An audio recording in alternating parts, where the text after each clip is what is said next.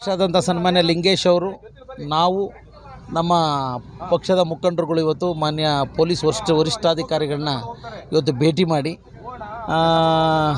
ಇತ್ತೀಚಿನ ಒಂದು pen drive ಒಂದು ವಿಚಾರಗಳ ಬಗ್ಗೆ ಚರ್ಚೆ ಮಾಡಿದ್ದೇವೆ. ಇಲ್ಲಿ ನಗರದಲ್ಲೂ ಕೂಡ ಅಲ್ಲಲ್ಲೇ ಕೆಲವರು ಮಕ್ಕಳ ಮಾಹಿತಿ ಪ್ರಕಾರ ಗುಸು ವಿಚಾರಗಳು ಮಾಡೋದು, ಅವ್ರದ್ದಿದೆ ಇವ್ರದ್ದಿದೆ ಅಂದ್ಕೊಂಡು ತಪ್ಪಾಭಿಪ್ರಾಯಗಳನ್ನು ಮೂಡುವಂಥ ಒಂದು ವಿಚಾರಗಳು ನಡೀತಿದ್ದಾವೆ ಜಿಲ್ಲಾ ಹೆಡ್ ಕ್ವಾರ್ಟರಲ್ಲಿ ಅನ್ನೋದು ಮಾಹಿತಿ ಮೇರೆಗೆ ಇದನ್ನು ನಿಮ್ಮ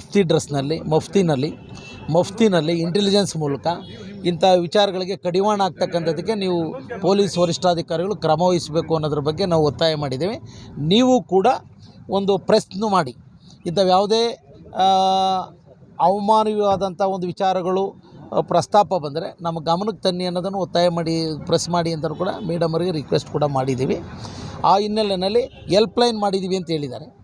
ಹೆಲ್ಪ್ಲೈನ್ ಮಾಡಿದ್ದೀವಿ ಅಂತ ಯಾವುದಾದ್ರೂ ಸುದ್ದಿಗಳು ಬಂದರೆ ನೇರವಾಗಿ ದೂರವಾಣಿ ಮೂಲಕ ಸಂಪರ್ಕಿಸಿ ಅಂತಲೂ ಕೂಡ ಹೇಳಿದ್ದಾರೆ.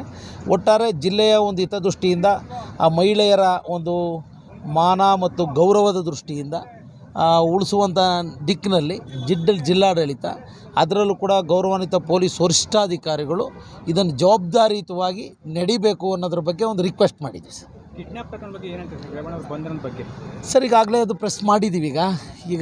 ಈಗ ಸಂತ್ರಸ್ತ ಮಹಿಳೆಯರು ಕೂಡ ರೇವಣ್ಣ ಅವರ ಅಂದರೆ ಅವ್ರದ್ದೇನು ಪಾತ್ರ ಇಲ್ಲ ಅನ್ನೋದ್ರ ಬಗ್ಗೆ ಕನ್ನಡಪ್ರಭದಲ್ಲೆಲ್ಲ ವರದಿಯಾಗಿದೆ. ಈಗ SITನಲ್ಲಿ ಅರ್ಜಿನ ವಜಾ ಆದಮೇಲೆ